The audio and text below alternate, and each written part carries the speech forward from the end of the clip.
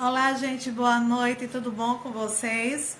Dando início mais uma vez ao nosso ciclo de lives e hoje uma live muito especial, muito bacana, onde a gente vai estar recebendo a doutora em psicologia, Márcia Tassinari, né? Ela é psicóloga, tá? Ela é do Rio de Janeiro e ela é autora de vários livros.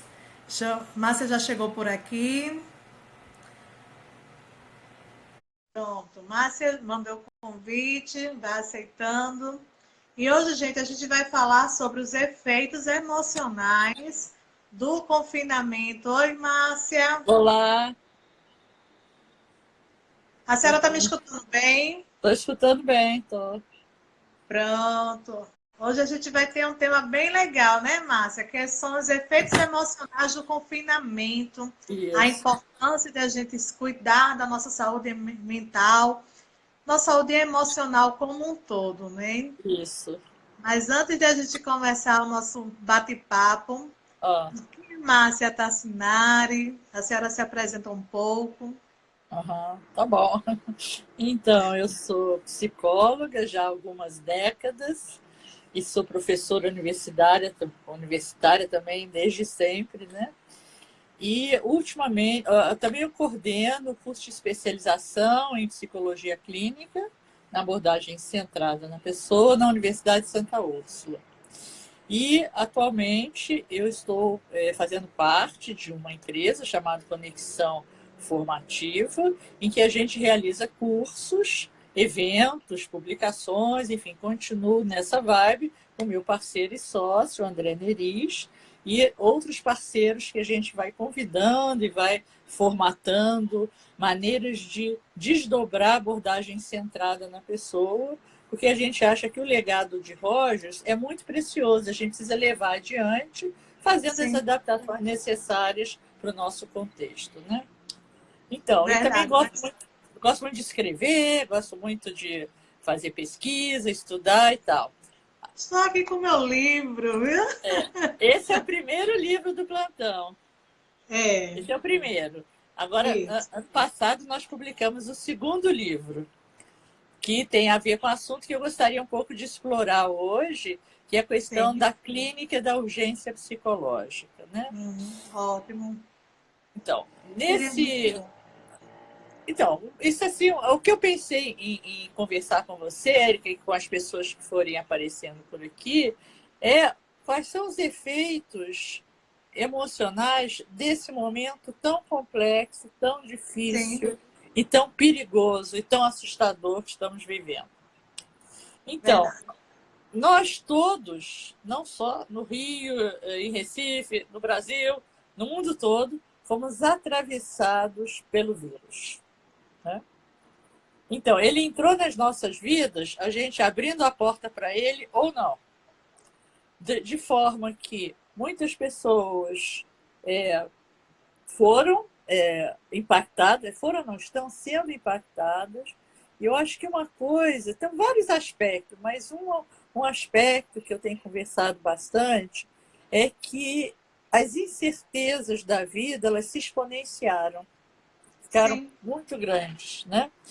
É claro que nós, especialmente aquelas pessoas que são humanistas, existencialistas, já sabemos que nós não temos nenhuma certeza na vida a não ser a certeza da morte.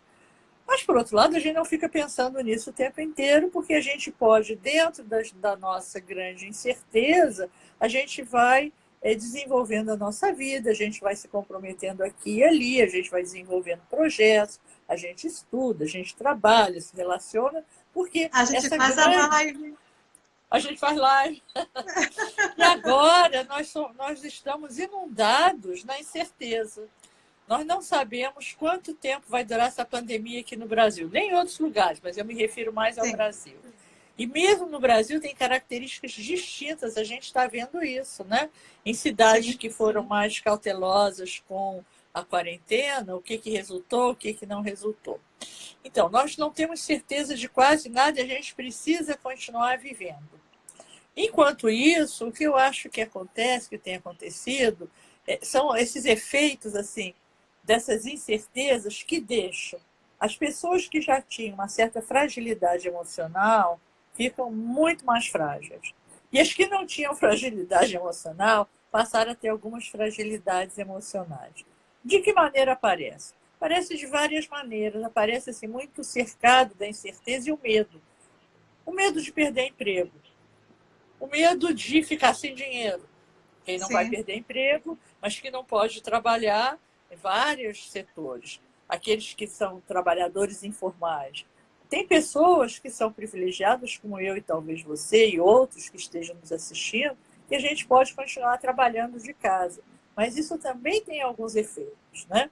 Nós temos que Verdade. nos adaptar, né? Nós temos que nos adaptar rapidamente, por exemplo, ao mundo virtual. Porque antes da pandemia, eu, por exemplo, eu já tinha entrado no mundo virtual, mas assim, muito devagar e muito para experimentar, muito sem compromisso. Como eu sou coordenadora desse curso de especialização, e eu tenho alunos de outros estados, longe, a gente começou a dar supervisão online.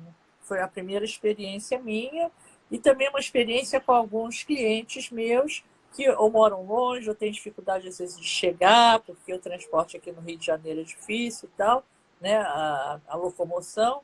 E aí eu atendia um ou outro cliente meu presencial, atendia uma outra sessão.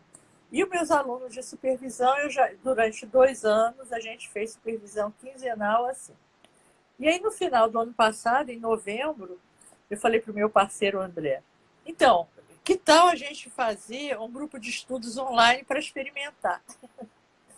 E foi, assim, muito mais bem sucedido do que a gente podia imaginar. Isso dito pelos alunos e avaliado por nós. E por que eu digo isso? Porque nós fizemos, de novembro até abril, 5 turmas. E a maioria das pessoas voltavam para o grupo de estudo. Então, imagina, se eles voltavam é porque eles encontraram nesse ambiente uma possibilidade boa de aprendizagem. E Sim. nós fizemos assim, boas ousadias. Que, É a por exemplo, liberdade para aprender, né, Márcia? Assim, quando a exatamente. gente traz a perspectiva de Rogers, dessa liberdade para aprender, né? Então, essas possibilidades desse vir a Uhum. ser nesse mundo, até mesmo virtual, né? Isso, isso. E nós podemos, então, explorar, no melhor sentido, essa possibilidade de aprendizagem no mundo virtual e com aprendizagem significativa e centrada no aluno, centrado no Isso. grupo de aluno. Então, a gente não tinha programa, era um grupo de estudo sem programa antes. Cada semana Aham. a gente criava o programa para a próxima semana. E as pessoas se aproveitaram bastante, e nós também. Aham. Fizemos 5 turnos, continuamos fazendo. Então, assim, Porque é eu uma já tinha construção, né, Márcia? uma construção em conjunto. Não é uma Sim. construção minha, do professor, que sabe mais e tal. É uma construção, é um convite, porque assim, tem muitos grupos de estudos, eu já até participei, e que, na verdade, é uma aula em que alguém fala e os outros ouvem. Eu falei, isso eu não quero fazer, isso eu já fiz muito, não quero fazer. Eu quero fazer um grupo de discussão, de participação e de protagonismo. Então foi Sim. ótimo, as pessoas mandavam textos, mandavam poesias, que a gente ficou com um grupo de WhatsApp entre uma semana e outra. Então, eu fui me ambientando nesse mundo virtual. Não vou dizer que Muito é bom. fácil, não, mas assim, eu tenho pensado que a gente. Bom, com a pandemia, vou voltar aqui, com a pandemia, a gente não teve muita opção que não se adaptar, estou falando dos psicólogos, ao mundo virtual. Se o psicólogo quiser continuar trabalhando, ele precisa entrar no mundo virtual. Ele Sim. precisa participar disso, ele precisa aprender a usar o Zoom, o celular, a live, isso, aquilo. Eu tenho 68 anos. Mas mesmo assim, eu tenho meu filho que me ajuda, ele entende muito de computador, de internet, ele me dá umas dicas. E o André, que é meu sócio, ele é jovem, então ele também me ajuda e a gente vai. Então, assim, eu digo que um fenômeno da pandemia foi uma aceleração adaptativa. Sim. Nós tivemos e ainda temos que fazer adaptações muito rápido.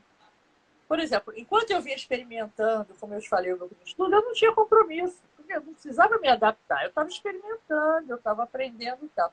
Então, de repente, não restou outra opção que não o meio virtual, se eu quiser continuar Aham. a dar aula e se eu quiser continuar atendendo. Então, Mas essa... eu também dou aula, Ah, sabe? ah, Aqui em Pernambuco, também aqui na minha cidade. Na realidade, eu moro em Cabo de Santo Agostinho, que fica a 40 minutos de Recife. É próximo. Aí, assim, e com relação ao mundo virtual, hoje eu tenho 40 anos, sabe, Márcia? E assim, e com é relação uma ao mundo criança. virtual, aí também muitas coisas eu estou aprendendo, sabe? Ah, Então, assim, essa perspectiva do atendimento online também está nos levando a outras possibilidades, né? Essa possibilidade com relação ao nosso crescimento, né? E é justamente aí onde o Roger trabalha, né? Nesse crescimento, nessa possibilidade, a partir das experiências vividas, né? isso mesmo, né? Então, isso é aceleração adaptativa, porque assim, a Sim, gente precisou entrar no mundo virtual, se adaptar a ele e tirar bons frutos dele. Entendeu? Então, por exemplo, essa live é um bom fruto. Porque antes tinha uma live aqui e outra lá, uma vez. Hoje, eu participei de 2 lives hoje é a segunda. E não participei de outras porque eu não tinha mais tempo. Então, se deixar, eu tenho quase todo dia live, onde eu sou convidada. Eu não iniciei nenhuma, porque eu já nem tenho tempo mais. Então, a gente está assim, se ambientando esse mundo virtual. Então, esse é um efeito da pandemia que tem consequências, porque algumas pessoas se sentem desconfortáveis porque não conseguem acompanhar essa adaptação que precisa estar acelerada, precisa se acelerar. Você precisa aprender com muita rapidez as novas ferramentas, os novos aplicativos. E tem gente que não fez essa adaptação antes e ficou um pouco deslocado com isso, né? Uma outra questão que eu mencionei um pouquinho antes é essa fragilidade. Eu acho que a pandemia ela tornou as fragilidades humanas mais frágeis. Esse é o segundo ponto. E o terceiro ponto, que eu gosto de chamar assim, do esgarçamento da convivência intensiva.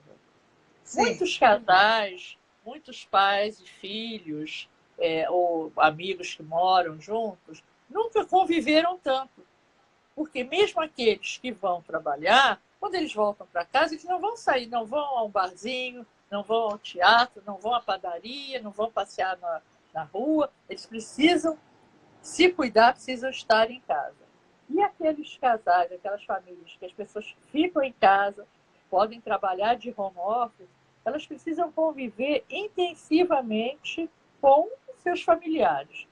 E sim, isso, para algumas pessoas, tem sido muito bom, um certo reconhecimento, um certo aprofundamento das relações interpessoais, mas para outros, principalmente para casais, tem sido difícil. verdade. Porque ficar 24 horas com pessoas que você ama e tal, mas assim, que você nunca viveu antes, assim, você começa a ter muitos estresses que você antes não tinha. Né? Então, por que eu digo isso? Eu estou fazendo parte de 2 projetos voluntários de plantão psicológico online. E a gente, então, em um eu sou coordenador e supervisor, e no outro eu sou plantonista propriamente dito. Né? Então, os relatos dos plantonistas, inclusive os meus, têm aparecido algumas coisas. Assim, uma intensificação de ideação suicida. Sim, Né? Na medida em que as pessoas se sentem mais fragilizadas do que já eram e não veem o futuro, não veem quando é que vão sair, estão se sentindo muito isoladas. Quem já era isolado ficou mais isolado, porque quem já era isolado morava sozinho e tinha parentes longe, ou quase não tinha parentes, mas tinha possibilidade de frequentar ou a igreja, ou o clube, ou passear na rua, ou os amigos lá próximo à sua casa, e agora não tem isso. Então, esse isso. isolamento ficou deu uma sensação de muito desamparo. E essas pessoas ficaram mais frágeis, especialmente os idosos.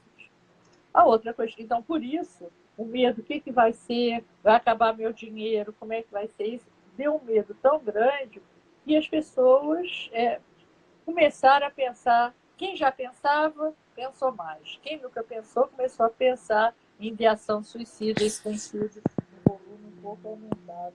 E isso é um ponto muito importante, viu, Márcia, assim, para a gente abordar, porque assim, aqui mesmo, né, houveram já muitos casos já, mesmo após a pandemia, de suicídios, né? Não só o suicídio, como também ideação suicida. Eu particularmente, eu também estou atendendo, né? Fazendo esses atendimentos até mesmo voluntários, tá? Para que a gente possa estar acolhendo toda a demanda que as pessoas estão apresentando, né? Ô, mas antes de a gente continuar, deixa eu dar um alô aqui ao pessoal, tá?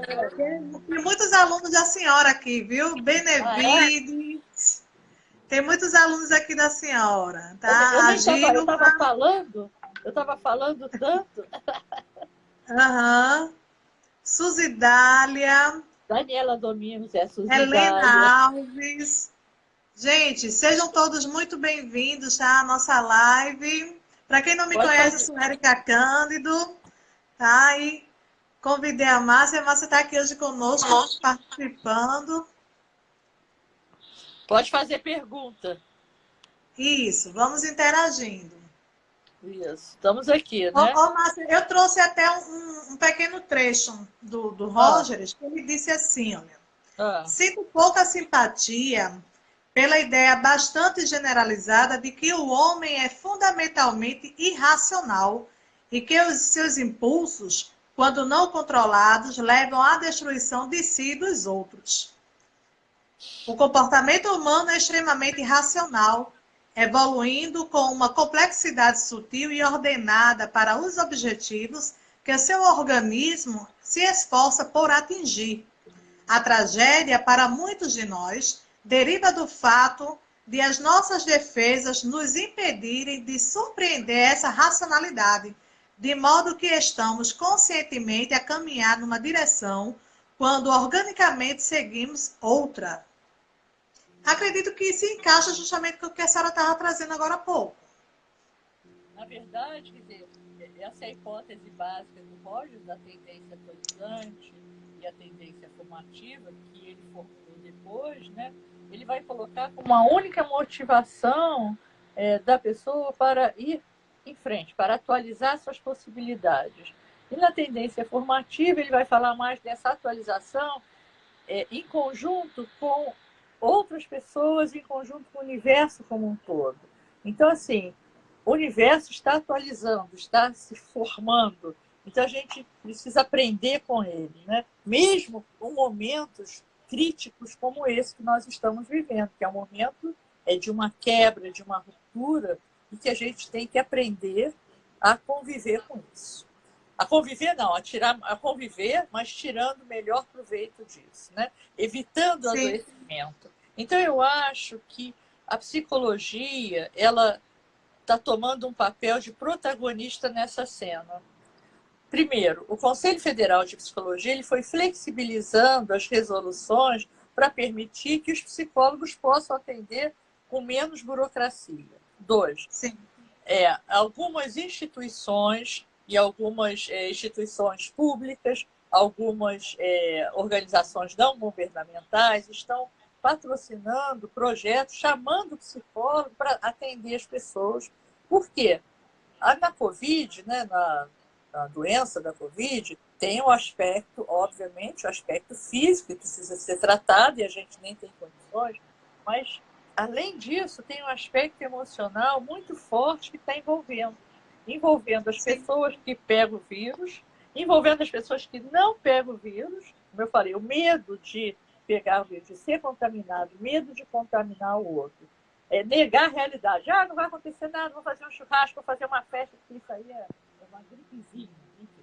As pessoas negam porque ficam com medo. A negação ela é uma expressão de um medo de não querer enfrentar a realidade. Então, sim, nessa situação de fragilidade emocional, o papel do psicólogo está sendo muito importante e, mais do que isso, está sendo reconhecido institucionalmente e socialmente. Eu estou muito feliz com isso. Tem vários projetos de atendimento online, atendimento voluntário e gratuito, vários projetos. Só eu estou em dois, não estou em mais porque não tem mais tempo, mas eu sei que tem outros, porque eu acho que essa é a nossa contribuição. Junto com isso, eu queria falar um segundo aspecto.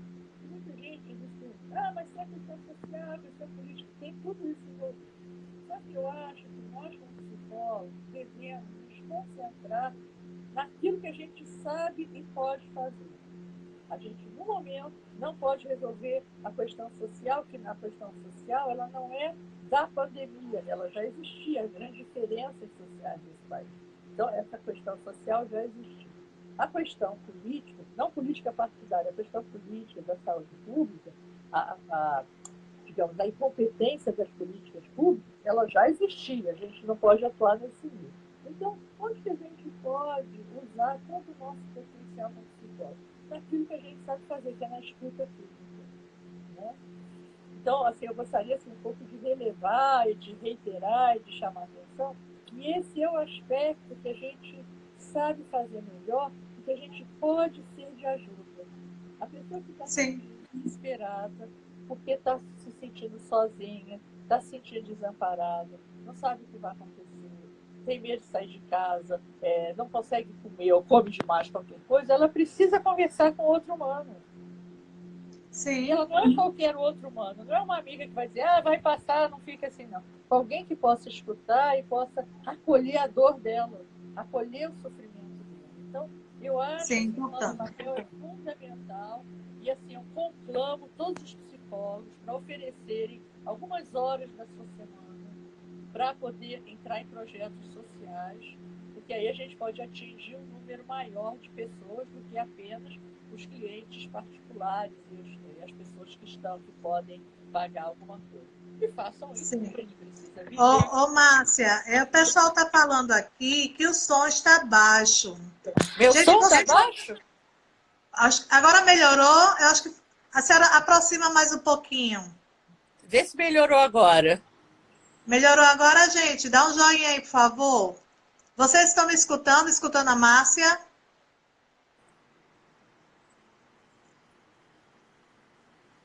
Então, vê se está melhor agora. Agora sim, a Suzidália falou. Pronto, agora sim. Obrigada, Suzidália. Então, o que eu estava falando? Esqueci. Aqui, assim, eu estava conclamando os psicólogos. Aí o Jack falou... concordo, vão ter um grupo de escuta empática gratuito com esse objetivo. Super parabéns. Acho que é Jaqueline, não sei qual é o nome dela aqui. Acho que é Jaque, né? Uhum. Então, a senhora acha que devemos atender gratuitamente? Eu acho que a gente deve separar algumas horas por semana. Eu estou dedicando 6 horas por semana, pessoalmente, né? Na verdade, até mais, porque num projeto, como eu sou supervisora, então também as pessoas me procuram particularmente. Mas assim, em torno de 6 a 8 horas. Cada um dedica aquele tempo que é necessário. Imagina só, nós somos 150 mil psicólogos, okay? no país. Mas não são todos atuantes. Enfim, digamos que somos 100 mil psicólogos no país. Se cada um dedicar 2 horas, são 300 mil horas por semana. A gente atinge um público enorme. Verdade. Um dos projetos chama-se conexãoafetiva.com.br, quem quiser procurar lá. Nesse projeto, nós tivemos 3 mil inscrições. Nós vamos fechar as inscrições, porque nós somos 70 psicólogos e não estávamos dando conta. Sim. No outro projeto, chama-se Acolhendo Quem Cuida. Acolhendo Quem Cura. Acolhendo Cuidado. Esqueci o nome do projeto. Enfim, eu posso até dar, que é da página do Encontro ACP, do psicólogo Marcos Pinto. Também é um projeto bem bacana, é um projeto menor, localizado na cidade de São Paulo, mas assim, a gente também atende pessoas de fora. E a pessoa entra na página do Encontro ACP e vai lá e tem os dias e horários. Tem psicólogo de manhã, de tarde, de noite, de segunda a domingo. Então, ela vai lá no dia... deixa eu ver, terça-feira às 4 horas. Tem lá a Érica. Então, liga para a gente e a gente atende. Eu estou junto com... Não sei se a senhora já escutou falar no grupo Mulheres do Brasil. Já ouvi falar, sim. Pronto, eu faço parte também desse grupo aqui no Núcleo de Recife. E nós estamos também com um projeto, né, desse atendimento voluntário. E a gente está doando 2 horas semanais. Muito bom. Então, cada um doa aquilo que pode. Isso não é uma esmola. Isso é um movimento de solidariedade. Verdade. Eu entendo assim, de solidariedade, né? Da gente poder assim, exercitar o que eu chamo assim dos nossos músculos empáticos. Né? Sim. Eu acho que essa é uma coisa que a gente precisa fazer, que é exercitar. A E página do...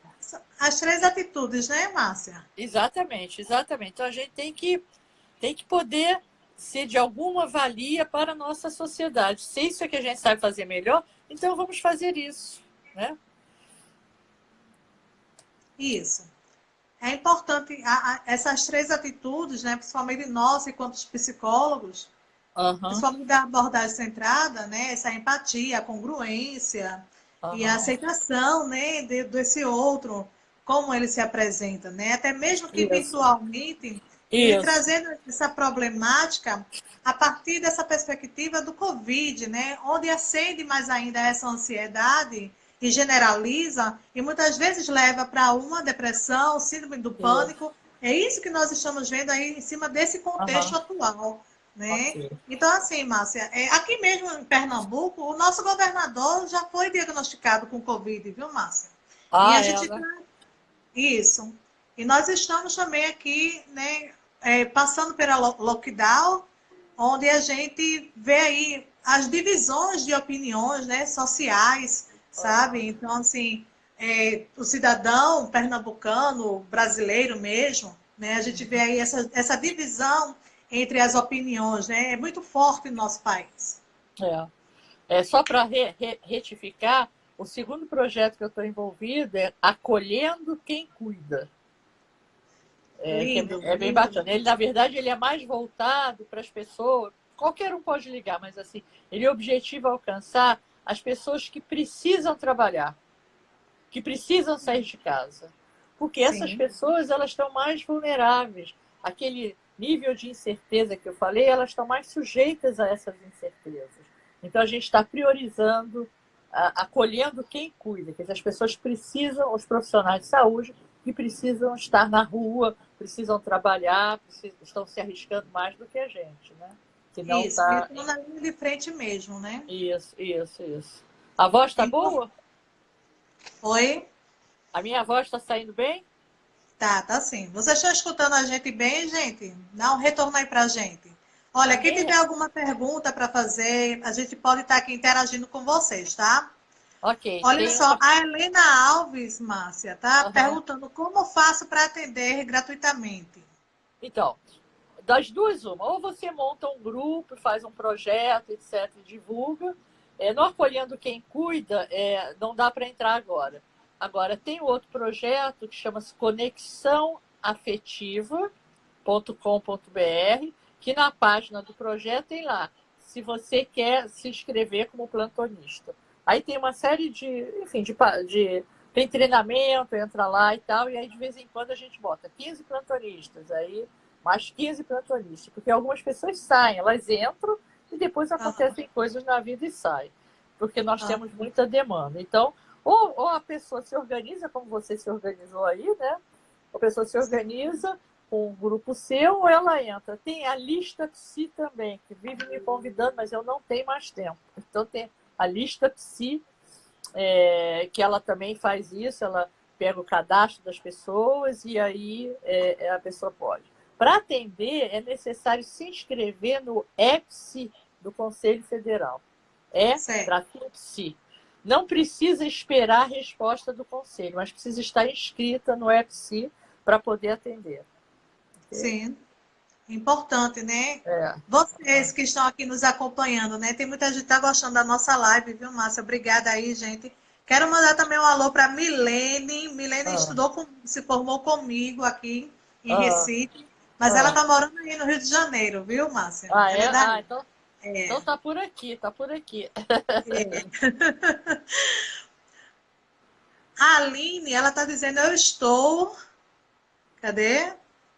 Eu estou com a plataforma Skype, com o CRP e o CFP liberou. E assim, e se inscrever no EPSI. Isso aí, a Ok. importância do EPSI, né? Todo mundo É, inscrito e aguardar aí o resultado também do CFP, né? mas não Com a para autorização. começar a atender, não precisa aguardar o resultado. Isso. porque vão demorar, porque ainda mais que muita gente se inscreveu, né? Então você está inscrito e depois você vai receber o resultado lá que garante assim, que você está adimplente com o conselho, que você está fazendo a coisa correta, que você está seguindo a resolução, de atender num lugar que garanta a privacidade, garanta o sigilo, etc. E tal. Então não é difícil, não é tão complicado, mas é necessário que a gente esteja se oferecendo agora. Não precisa todo mundo se oferecer e trabalhar de graça, mas se todo mundo der eu estou falando 2 horas por semana, a gente vai ter uma boa gama de atendimento, de alcance, né, da população, especialmente da população que não pode pagar. Eu, por exemplo, eu tive 2 clientes novas durante a pandemia, mas são pessoas que podem pagar e que sentiram necessidade de um atendimento. Então, elas me procuraram e eu estou atendendo. Então, tem meus horários de atendimento, meus horários de voluntariado. Né? No caso aí é só nível de plantão, né, Márcia? Então, nesses 2 é nível de plantão. Tem alguns outros serviços que também estão oferecendo atendimento contínuo durante a pandemia. Esses são poucos. Então, o que a gente fala para esses 2 serviços? Se eles querem outra entrevista, que eles se inscrevam de novo. Sim. Né? Agora, tem um aspecto assim que aí eu queria falar só um pouquinho, se a gente tiver tempo, de falar do plantão. Tem tempo? Tem. Temos 30 minutos ainda. Tá, então, de eu falar um pouquinho dessa modalidade de atendimento.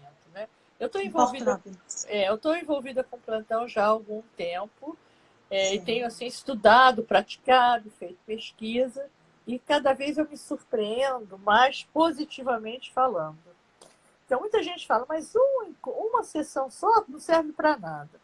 O que a gente tem aprendido é que quando o encontro ele é profundo, ele é autêntico, ele é um marco na vida da pessoa. Ele gera transformações. Ele não objetiva a reorganização da personalidade, porque essa é a intenção da psicoterapia.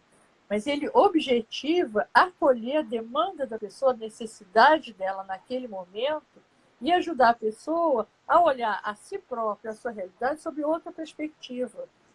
Então, isso... Márcia, antes da senhora continuar, eu só queria só ler aqui um trecho do próprio livro da senhora, certo? Que eu acho fantástico essa definição que a senhora trouxe aqui, que diz assim: é o plantão psicológico sendo explorado cientificamente como uma célula-tronco da psicologia sob a perspectiva da abordagem centrada na pessoa. Então, realmente, é a raiz, né, de onde a gente vai buscar acolher a demanda desse sujeito, né? Do nosso cliente. Isso mesmo. Né? Então, assim, a gente tem aprendido que a urgência, ela se configura numa percepção de que a sua centralidade, o seu poder sofreu algum deslocamento. Isso, o Rogers diria, isso causa vulnerabilidade e angústia, porque a pessoa fica incongruente. Só que eu tenho feito uma releitura dessa incongruência, chamando, qual é essa releitura? É um afastamento da centralidade do poder. Isso deixa a pessoa angustiada, vulnerável, com necessidade de conversar com alguém. E nesse encontro, a gente chama, é a radicalidade do encontro. O plantão, ele vai radicalizar o encontro. O que é radicalização? Não é o extremismo, é o encontro mais autêntico, é o encontro mais verdadeiro, onde o eu se encontra com o tu, no sentido de que eu e o outro somos sujeitos para estabelecer uma relação. O fato de sabermos que é um encontro único, isso potencializa o encontro. Nesses 2 projetos, logo que a gente começa, a gente se apresenta e diz: eu vou estar disponível para você somente agora. Então a pessoa sabe que é um momento único. E quando ela sabe que é um momento único, isso parece que potencializa o momento na medida em que a gente maximiza esse momento. A gente usa tudo desse momento, e esse momento pode durar 20 minutos, 1 hora, 2 horas. A gente não trabalha com duração prévia e a gente não trabalha com foco. Tem que falar disso, tem que falar daquilo. A gente acolhe a urgência, como essa pessoa percebe esse deslocamento da sua centralidade do poder. Como ela percebe isso? A gente vai atrás disso. E aí ela pode falar do seu medo de morrer, da sua vontade de morrer, ou do seu desamparo. O que quer que seja, a gente vai acolher e a gente vai ter uma escuta ativa. Porque muitas vezes a gente fala, que é uma escuta, então não fala nada.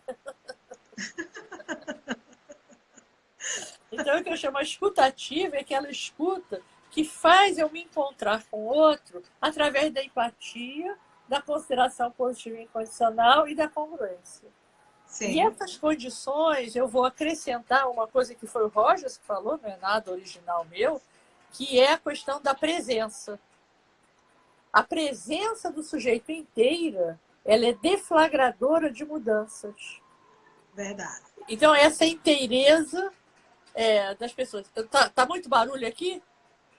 É porque Márcia. Meus vizinhos estão batendo panela aqui contra o Bolsonaro. Aqui, então. 8h30. 8h30 hora de bater panela. Aqui, estou no arbitragem aqui. Márcia, quando você traz essas duas figuras inteiras, é tanto o psicoterapeuta como também o seu cliente, né? Os dois têm que estar ali por inteiro. Claro. Exatamente. Márcia, olha, a minha experiência com plantão, né, principalmente na época do estágio na faculdade, na clínica escola, foi fantástica. Sabe, muitas coisas a gente, né, traz até mesmo para a nossa vida profissional. Isso. Tem mais alguma pergunta? Porque vocês podiam interagir. Gente, eu falo pra caramba, hein? Vou falando, hein? Eles estão admirando aqui a senhora. A Aline falou, estou no voluntário para contribuir. Bacana, Aline.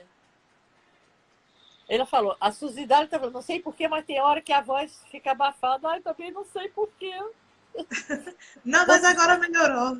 Você tá no computador ou no celular? Eu estou no celular, aqui, né? Na tela aqui está no meu celular. Eu também.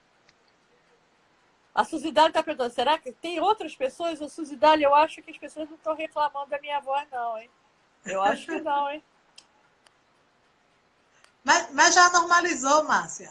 Então isso foi antigo. Foi. Ok. Ela respondeu então, aqui, ó. Nossa, tem tanta coisa aqui, agora que eu estou vendo. Sim. Ok. A Suzidale está rindo ali, né? A Suzidale vai fazer um curso comigo. Eu só conheço ela de E eu vou fazer também o curso com a senhora, viu, ainda? Né? Então, que bom, vai ser bacana, Érica. Então, se a gente puder voltar um pouquinho à questão da clínica e da urgência, né? Vamos lá.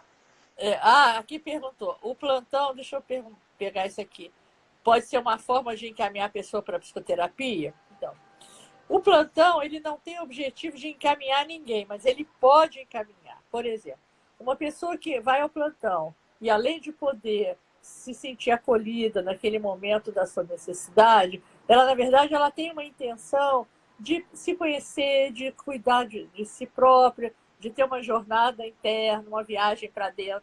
E ela tem essa disponibilidade, talvez ela esteja pedindo psicoterapia. A gente pode encaminhar. Mas, assim, a ideia do plantonista é que isso eu me debato muito com meus alunos. Me debato não, quer dizer, eu insisto muito com meus alunos. Ele não tem que entrar no plantão para encaminhar. Ele tem que entrar no plantão para acolher a pessoa na sua maior profundidade. E se a partir disso e desse encontro for necessário algum encaminhamento, pode acontecer, não é proibido. Tanto que um bom serviço de plantão, ele precisa ter uma lista de recursos da comunidade. Porque às vezes não é só para psicoterapia, às vezes a gente precisa encaminhar para a defensoria pública. Sim. A questão que traz a pessoa ao plantão é uma questão muito mais jurídica do que psicológica. Ela está aflita, mas ela está aflita porque ela tem questões legais que ela precisa de um advogado, precisa de um psicólogo. Então, a gente pode encaminhar. Eventualmente, ela tem algumas queixas, algumas demandas que remetem a possíveis disfunções físicas. Ela precisa de um endocrinologista ou de um psiquiatra, ou de quer que seja. Então, no caso de mulheres que são vitimadas, né, Márcia, devido à violência, por exemplo. A gente precisa encaminhar para os serviços que acolhem essas mulheres vítimas, né? Então, mas o que é difícil, eu acho, no plantão, que é delicado, é que se a gente entrar para encaminhar, a gente vai ficar prestando atenção na pessoa, o que ela está dizendo para encaminhar. Se a gente entra no plantão para acolher, a gente vai acolher primeiro. E aí depois Sim. pode surgir o encaminhamento. A Aline falou, meu plantão de estágio na graduação foi de 6 meses. No voluntário, na Angola, foi por psicoterapia breve. Como funciona essa diferença? Bom, a diferença, primeiro, está no nome. A ideia do plantão não é fazer uma psicoterapia de uma sessão.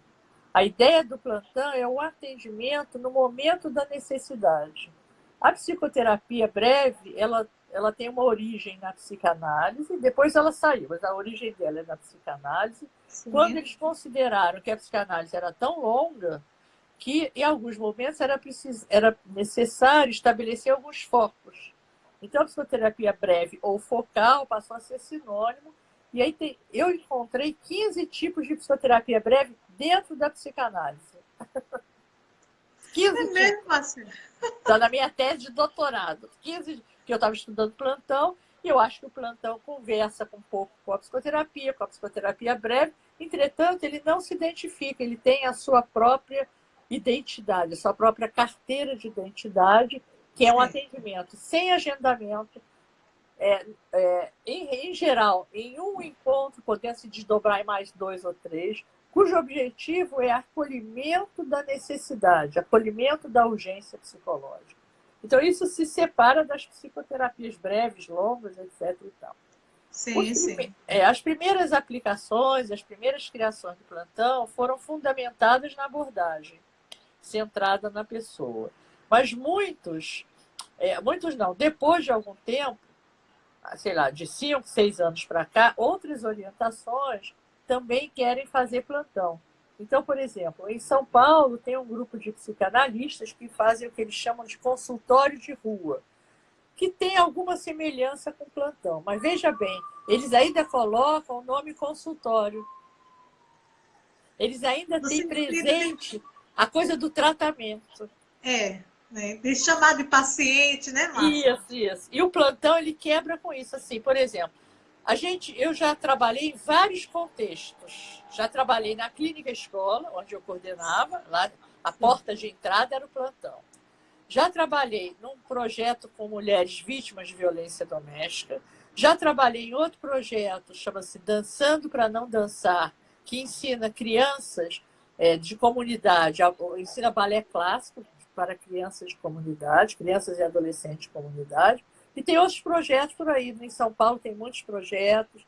E aí, a minha última experiência antes do online foi plantão na rua. Fui para a rua. Muito bom, Márcia. Fui para a praça, fui para a rua, fui para o corredor da universidade. Enfim, a gente tem experimentado. Eu ia experimentar antes da pandemia, mas a pandemia não deixou, o plantão na praia. Ai, que massa. Pois é. Olha só, um grupo de profissionais aqui de Recife, agora eles são da Gestalt, sabe, Márcia? Eles estavam fazendo o atendimento na praça, numa praça lá do Recife. Muito bom também esse tipo de abordagem. Ô, Márcia, deixa eu mandar aqui um alô para Pedro. Pedro é um amigo meu de infância, tá? Ele mora aqui também. Tá mandando aí um boa noite, meninas. Boa noite, Pedro. A meninas foi ótimo, já gostei dele. Ô, Márcia, eu queria que a senhora desse só uma pinceladazinha, assim, a gente falar um pouco sobre a arte expressiva, né? Nesse contexto também de acolhimento das pessoas nessa época de pandemia. Então, isso fica um pouco difícil. Eu trabalho com o que a gente chama assim dos recursos expressivos em terapia, fundamentado na filha do Rogers, na Natalie Rogers. Na verdade, foi ela que fez esse desdobramento do trabalho do Rogers, né? Então, ela criou o que ela chama terapia expressiva centrada na pessoa. Então, é uma terapia que usa, além da voz, além da comunicação verbal e não verbal, ela usa vários recursos que ajudam a pessoa a se expressar, através do desenho, através da argila, através da dança, através do canto, através da dramatização, enfim, dos recursos que os humanos têm para se expressar. Então, eu Sim, trabalho com isso na minha clínica presencial. Na minha clínica eu online, também. ainda não experimentei. Assim, atualmente já tem bastante tempo que eu não trabalho com Aham. criança. Eu comecei trabalhando com criança, gostava muito, durante muitos anos eu fui terapeuta infantil. Depois eu fui abandonando a terapia infantil e para ser terapeuta infantil, esse negócio de senta, levanta, não tem mais idade para isso. Para rolar no chão, para jogar futebol, para brincar, não tem mais idade para É, isso. porque a gente tem que se entregar, né, Márcia, ali, né? Exatamente, né? Então, assim, recursos expressivos online eu ainda não experimentei. Até Aham. porque é uma das características do atendimento online. A maioria desses atendimentos que eu faço nos projetos voluntários são por telefone. Sim, A gente pergunta a pessoa se ela quer por vídeo, ou por mensagem de texto, ou por telefone. A maioria prefere por telefone. E algumas pessoas que estão em situação que elas não têm privacidade na casa, elas preferem por mensagem de texto. Tem um projeto que a gente não usa mensagem de texto, porque isso é uma proteção, etc. O outro a gente usa o que for possível. Então, se a pessoa sim, só quer mensagem de texto, a gente faz. Claro que isso é meio esquisito para quem tem outra experiência, né? Então, o que, que acontece? No atendimento presencial, nós estávamos acostumados a ter todas as pistas comunicacionais da pessoa, como é que ela se expressava, como é que ela sentava, o rubor no rosto, os olhos marejados, o engolir da garganta, todas as expressões. No atendimento online, especialmente em mensagem, isso vai para o espaço. é verdade. No telefone, a gente só tem a voz. E no computador, através de Skype ou Zoom, seja lá o que for, a gente até tem o rosto, mas a gente não consegue nem saber para onde a pessoa está olhando propriamente dito. É verdade. E, então, o que, que a gente faz? A gente precisa focalizar naquele, naquele recurso que a gente tem no momento. O recurso é o Ah, texto? Então é o texto. O recurso é a voz? Então é a voz. Então, nesse sentido, Érica, eu não sei ainda como usar recursos expressivos na certo, online, mas vou aprender. certo. Márcia, nós só temos agora 10 minutos, tá? Ok, tá bom. Aí eu queria que a senhora já entrasse nas suas considerações finais. E de antemão, quero te agradecer muito, tá? A sua participação aqui no ciclo de lives do Instagram. Uhum. Muito bom, aprendi muito com a senhora. Uma troca, uma experiência, tá? O nosso encontro foi maravilhoso. Então, eu também gostei de participar. Como você viu, eu gosto muito de falar, especialmente, né, falar por falar, falar das coisas que são ricas para mim, que fazem sentido na minha vida. Então, Sim, atualmente, o que faz sentido na minha vida é essa prática e essa reflexão sobre atendimento, atualmente, nesse momento, atendimento online, especialmente através do plantão. E também da psicoterapia e também da possibilidade de aprendizagens online, centrada no aluno. Então, essas três dimensões eu tenho praticado bastante e isso me dá um prazer. Assim, hoje eu estava cansada, né? Porque eu tive uma live, tive 3 reuniões, tive cliente, enfim. E aí, antes da live, eu fui descansar um pouquinho e depois eu me renovei, acordei toda renovada. Então, assim, por quê?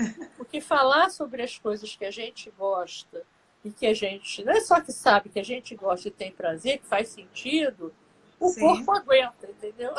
é verdade. Então eu agradeço a sua iniciativa, agradeço o seu convite e eu espero que as pessoas tenham aproveitado alguma coisa. Fizeram poucas perguntas, mas tá bom, tenham aproveitado alguma coisa. Verdade. Quero Tá aqui bom? agradecer muito a senhora. Logo, logo eu estarei também no curso aí com a senhora, tá certo? Se Deus Beleza. quiser, presencial, né? Logo a gente vai estar aí se vendo, podendo se abraçar, tá? Uhum. Tá bom, querida. Muito Mas, obrigada. Até muito qualquer obrigada. dia. Sim. Quero Tá aqui bom? agradecer também a todo mundo que nos acompanhou, tá? Um grande Isso. abraço. Tá ótimo. Obrigada, Márcia. Até. Tchau. Tchau.